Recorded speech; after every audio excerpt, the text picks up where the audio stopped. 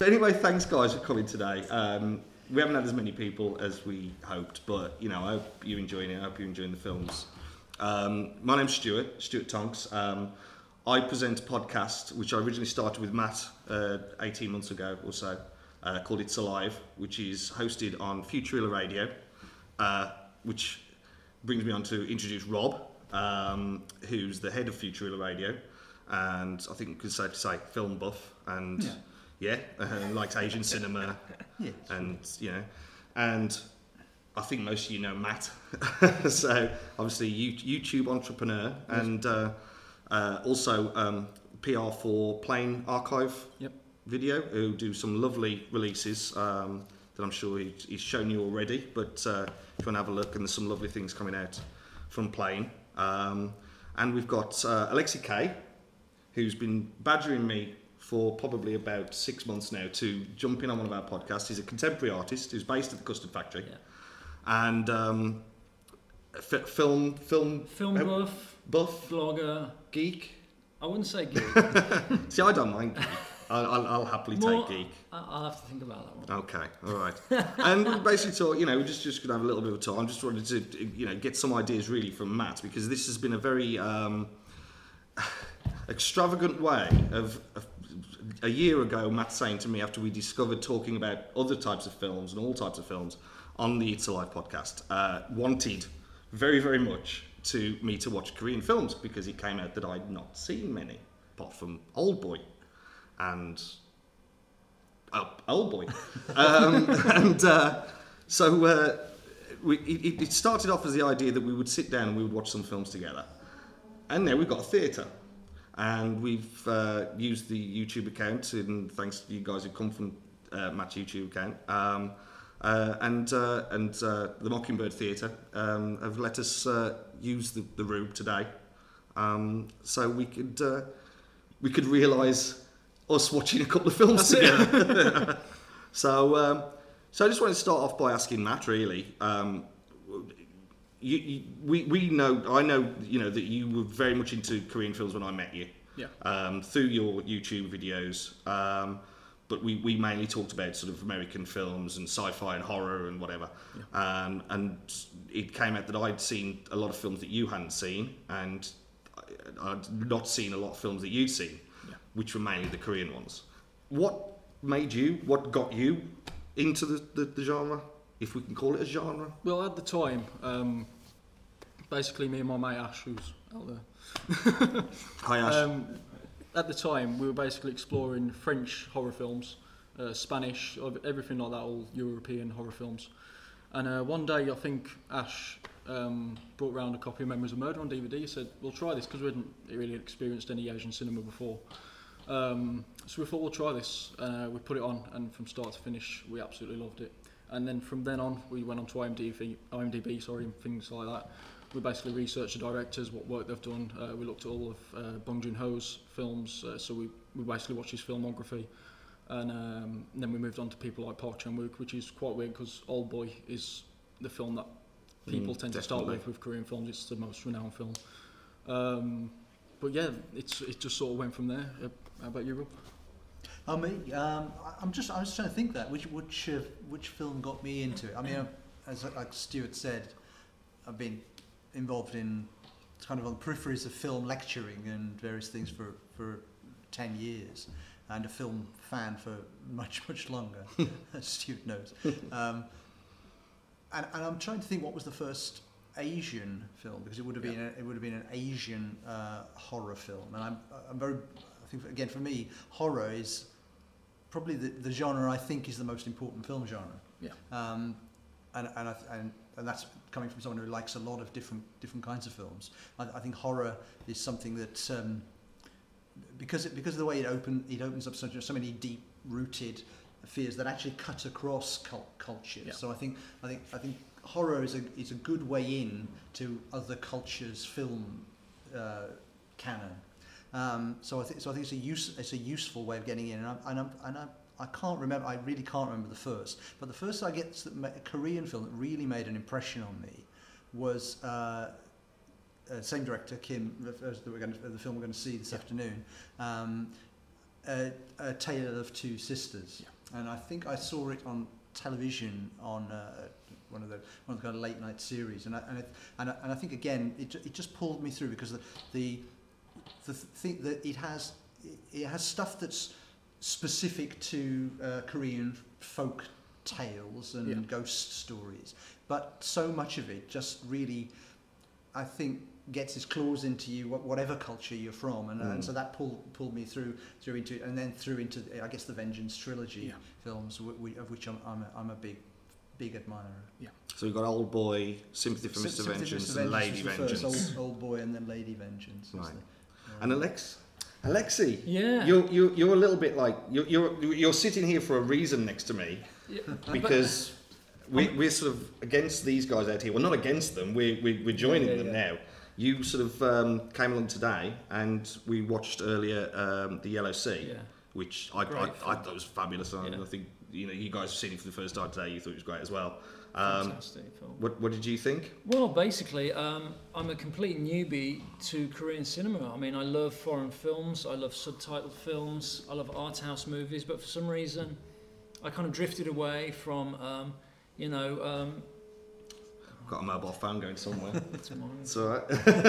I drifted away from sort of foreign films, and for whatever reason, and I wanted to come and see the Korean festival because it would be something brand new to me, and I sort of overdid John Woo and all those sort of post-Crouching Tiger films back in the day, and I wanted to see how different Korean films were from what I'd seen from the Far East before, you see.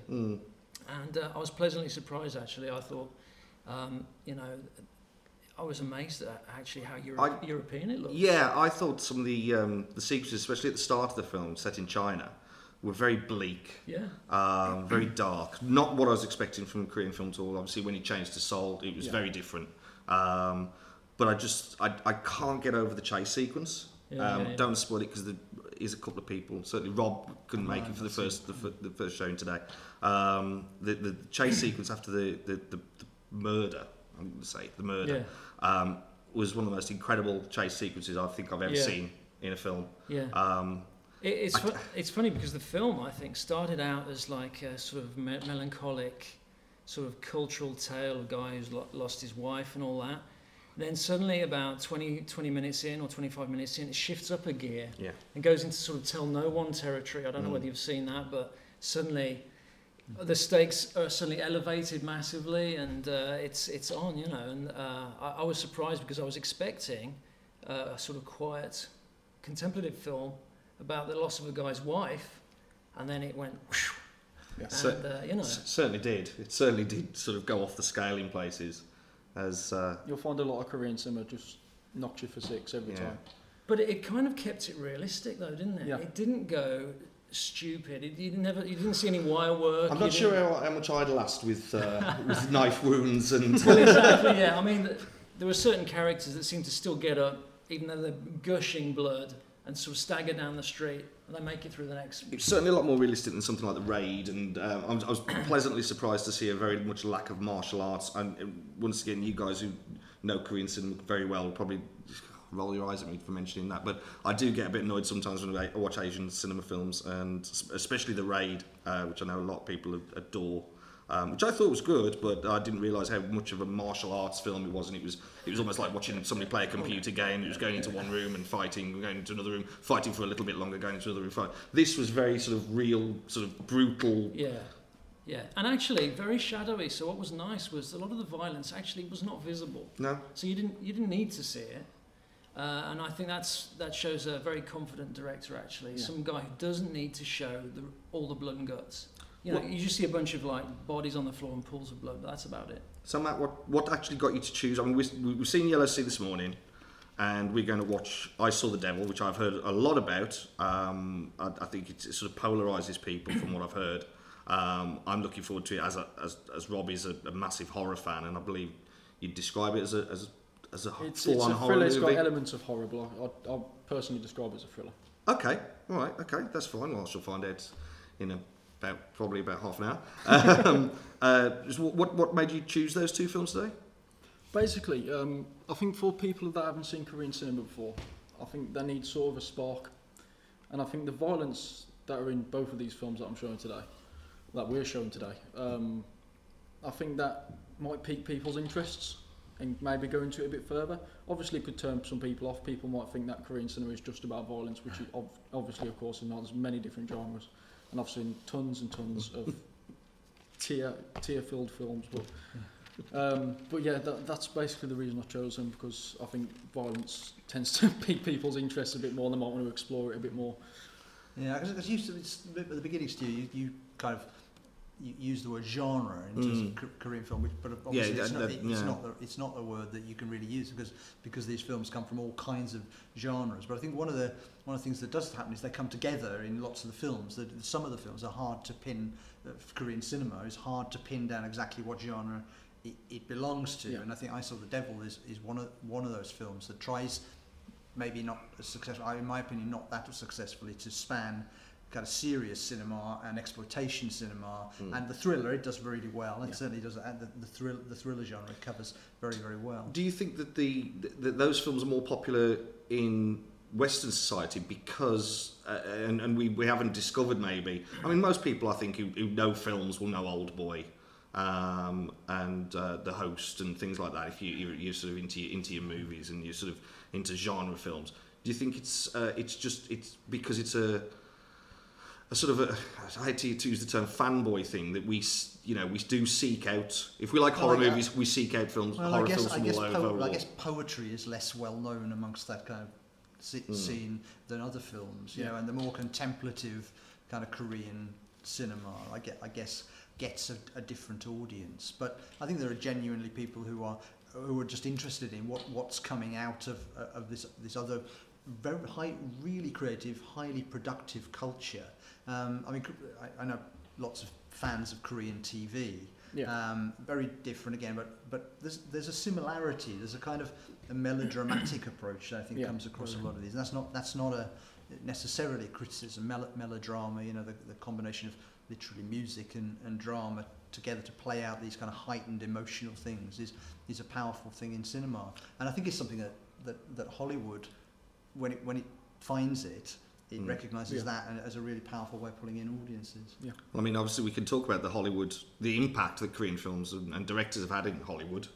In the last few years, we've had Last Stand, the Arnold Schwarzenegger film, so directed by Kim Ji-woo, who directed I Saw the Devil. I Saw the Devil. There we go. Thank you. I just turned to Matt for the names and the other films they made, which I thought was fantastic. I expected yet another Arnold Schwarzenegger schlockfest, and I got one, but I got a bloody good one, to be honest, considering he's knocking on a bit now. I also I've recently watched Snowpiercer, which it's kind of much more than a Hollywood film. It has more of a feel of Korean cinema to me. I thought it was a fantastic premise. I thought the performances were just stunning. But I felt ultimately let down by the ending, but that's just me. I hope they go on to make the stories, because you said they're from a series of books. Yes, graphic novels from France, I believe. Right. But yeah, the way the film ends, which obviously I can't spoil. No.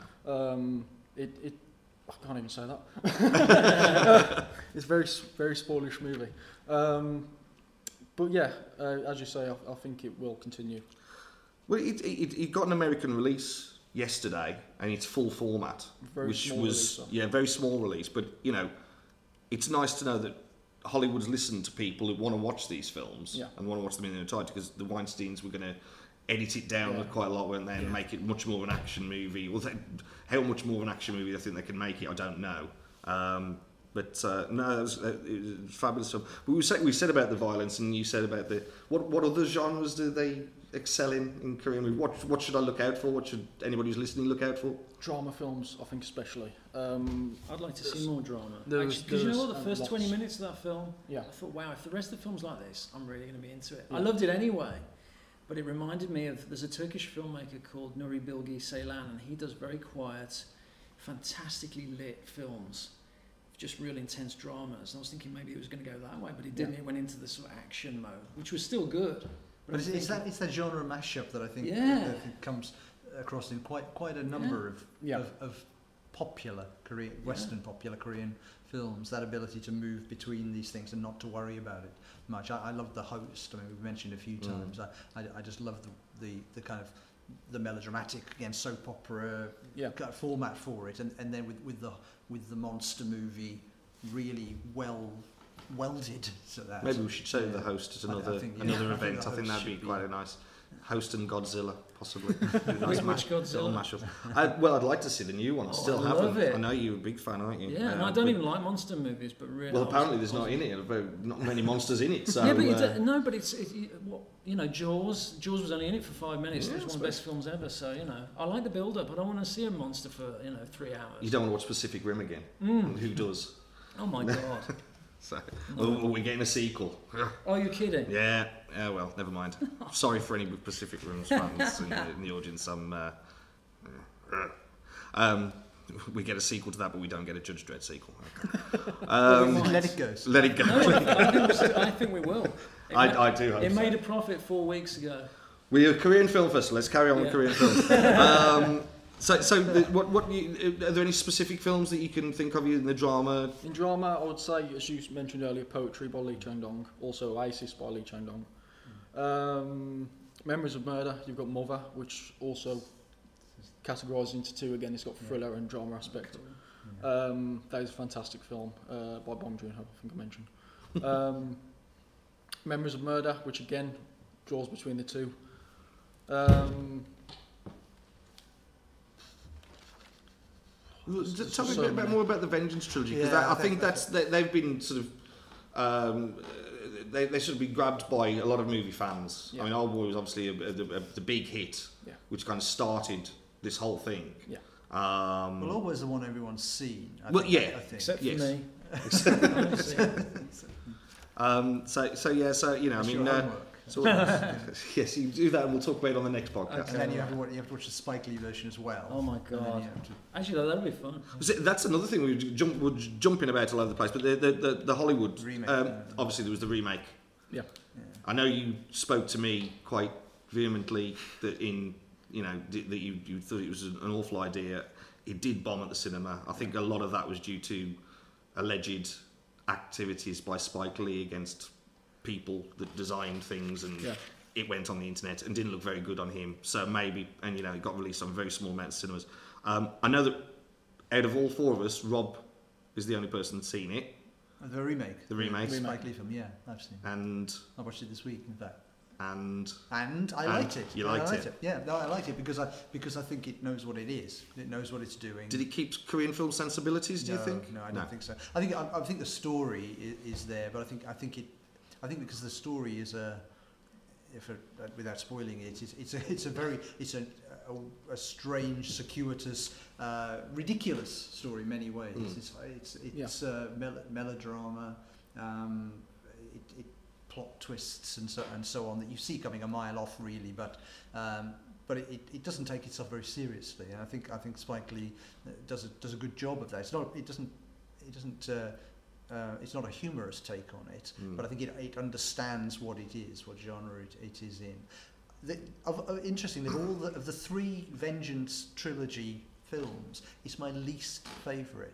It's the one I've come back to fewer times, or less often than the others, and I think for me, Lady Vengeance is the third final and the best of all three of them. And I think what they all do, what in all three films do, is with character. And they're real. They're fully fleshed out. Their motivations are believable. And I think maybe some other films, maybe the one I think I've seen the one we're about to see, and I have some misgivings about its treatment of characters. But I think with the Vengeance trilogy, they are fully fleshed out characters with believable motivations. They're put in ridiculous, heightened situations, melodramatic situations, but I think they are believable. And I think also its use of actually Park Chan-wook's use of female characters and is just superb. will Moon talking about I Saw the Devil? Will Alexi squirm as much as he did next to me while watching? Well, I didn't see he the did first earlier, one. watching the Yellow Sea. I didn't see the first one, but from what you said, it sounds like a walk in the park. When it's realistic blood and guts, that's when it gets me. For instance, Black Swan. I was like, oh, all the way through that film. Whereas people, being eviscerated, being eaten by zombies, I'm not bothered. Yeah, but anything to do with fingernails or whatever. You might have a few. You're gonna hate moments. this. Who else has seen I Saw the Devil already? Okay, about half the people here. Okay. Yeah, I think he's going to have a problem with it, isn't he? Really? Oh wow. Yeah, I think you're going to squirm. Oh my god. Okay. A lot. I think I'll be okay. You'll be all right. I've watched a few. I'll be all right. I've I watched some that Matt won't watch, so.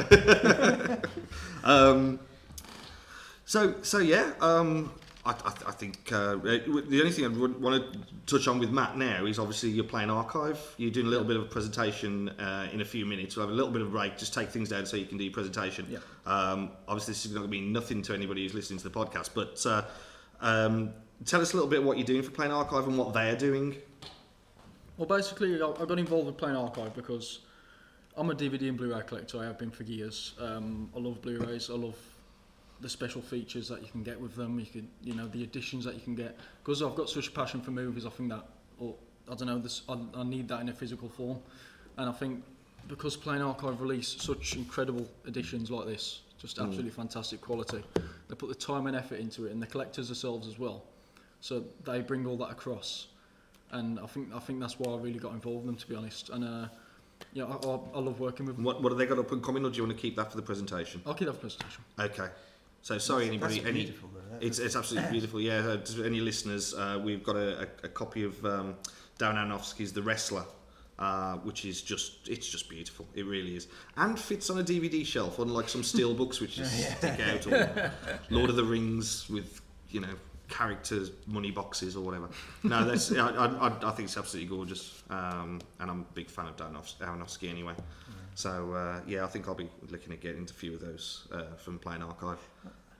About the documentary that you're making, yes, Matt. You said it. Are you going to keep saying more in the presentation, or are you?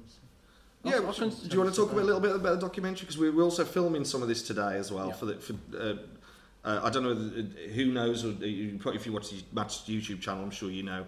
Matt is currently working on producing a documentary on Korean cinema, which some of this may or may not be used in. We've talked about maybe a Kickstarter campaign, which would be fantastic. Because do you want to talk a little bit about the documentary and what we expect to see? Yeah. Well, basically, what I'm doing on the documentary is what I've done today. I want to bring more people to Korean cinema, and the whole idea is to give people. There's three subcategories within it. There's beauty, vengeance, and tears.